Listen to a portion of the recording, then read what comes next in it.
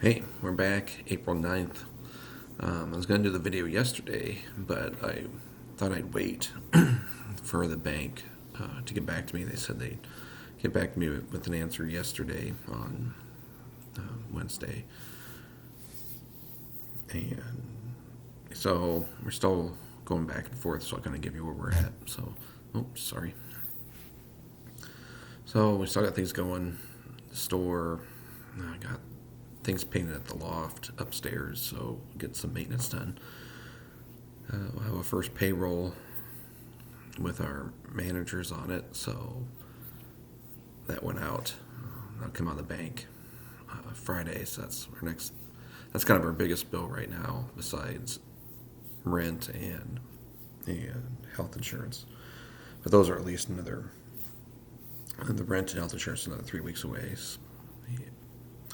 Online sales have been pretty strong this week. I think it's our strongest week. It may be able to cover the salaries anyway, and then use our cash reserve for everything else. Comes to PPP then.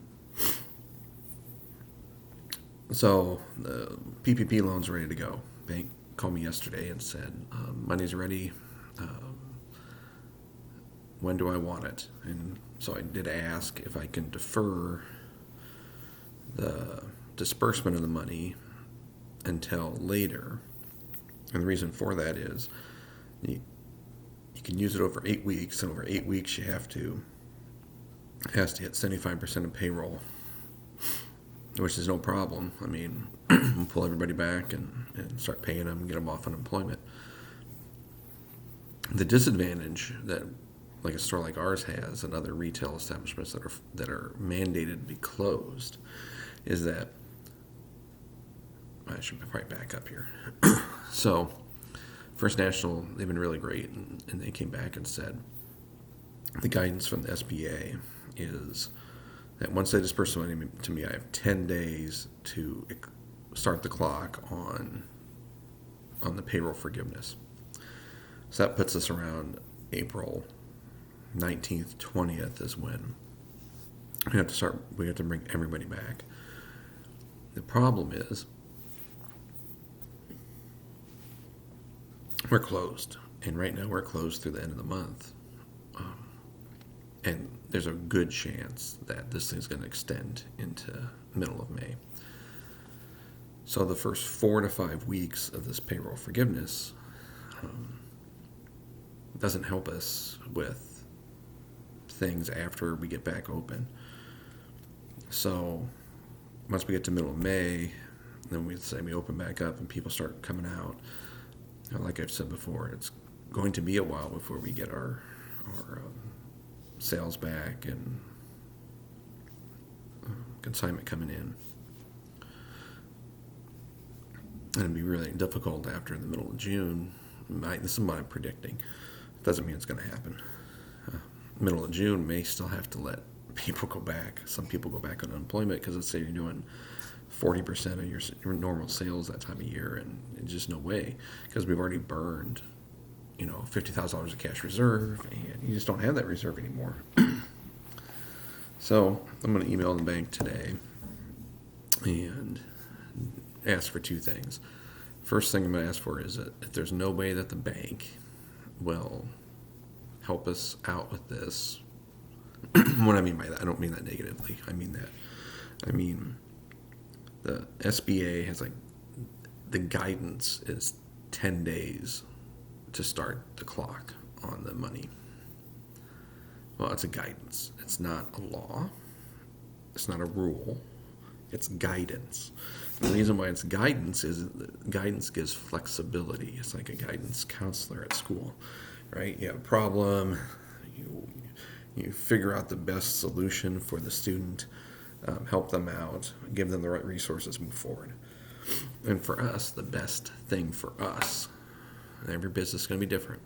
If you're open and you've reduced payroll and you still have a revenue stream, it makes sense to take it now. But for us, you're closed. So if it can get delayed for us until first part of May. Then we can use May and June, and then we start pumping the money in the payroll in July. And hopefully by then everything's done. So that's kind of where we're at.